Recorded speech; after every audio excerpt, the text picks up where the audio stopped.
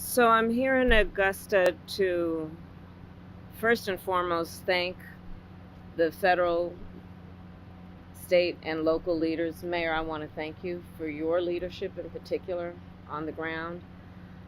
I am here to personally take a look at the devastation, which is extraordinary, and it is and particularly devastating in terms of the loss of life that this community has experienced, the loss of normalcy, and the loss of critical resources. And so I'm here today to thank all of those who are working to get folks the support and the relief that they so desperately need and so rightly deserve. And that includes the fact that still in this community, up to 60% of the residents here do not have power. Um, Many have been without running water for at least a couple of days now. Many have water but no hot water.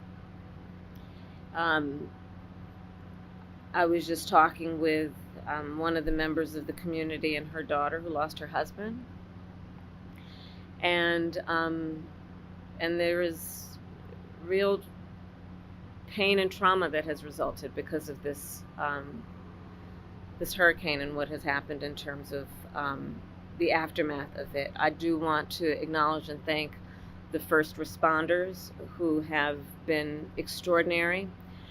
Having met with them, they are the kind of folks that are the heroes in moments of crisis, who do extraordinary work that is about lifting up other people. As it relates in particular to the leaders who are here and doing that work, including the first responders, most of them, as it relates to the local folks, are folks who have personally and their families have personally experienced loss and devastation, and yet they leave their home, leave their family to go to centers like where I was earlier to do the work of helping perfect strangers. And it really does highlight the nobility of the kind of work that these public servants have dedicated themselves to, which can be in moments of crisis like this so selfless in the way that they do that work. The president and I have been paying close attention from the beginning to what we need to do to make sure the federal resources hit the ground as quickly as possible. And that includes what was necessary to make sure that we provided direct federal assistance.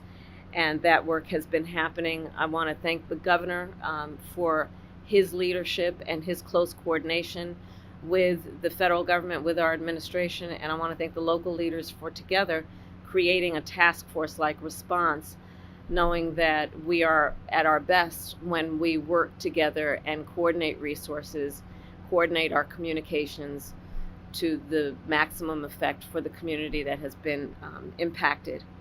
And the federal relief and assistance that we have been providing has included FEMA providing $750 for folks who need immediate needs being met, such as food, baby formula, and the like. And you can apply now for anyone who's watching this who has been affected.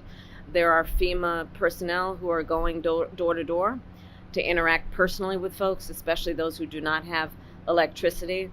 But also that aid, if you have electricity, can be applied for online, and I encourage people to do that. FEMA will just basically verify your address, and then the process should take hold.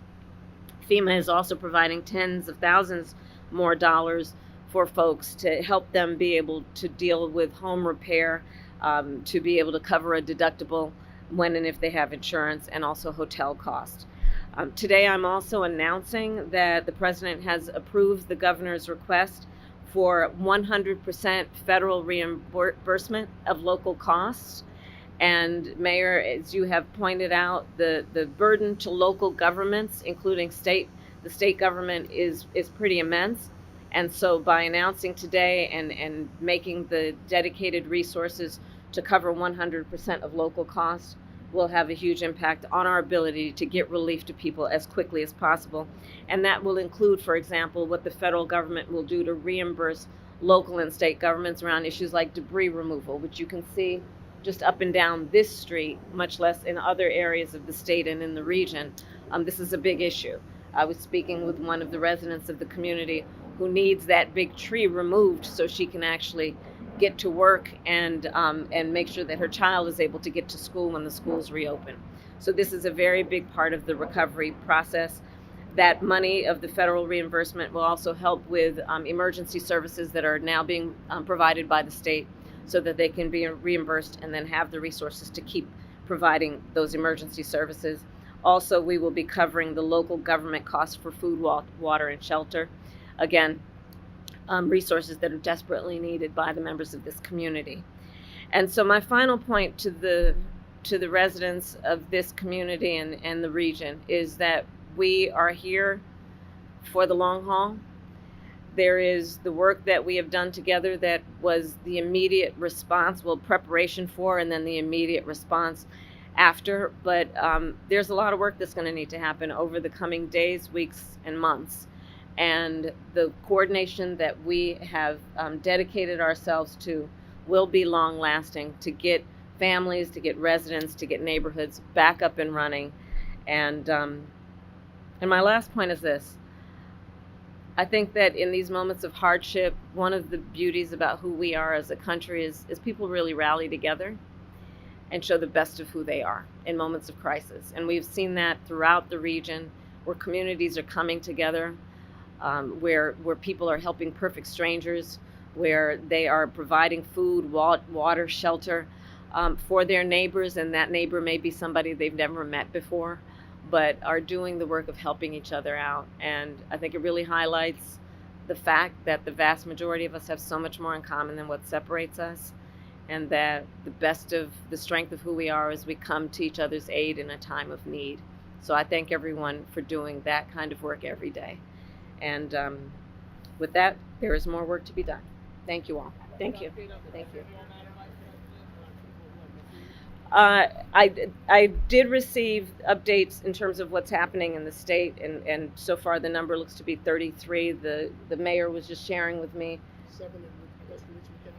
7 alone in Augusta Richmond County.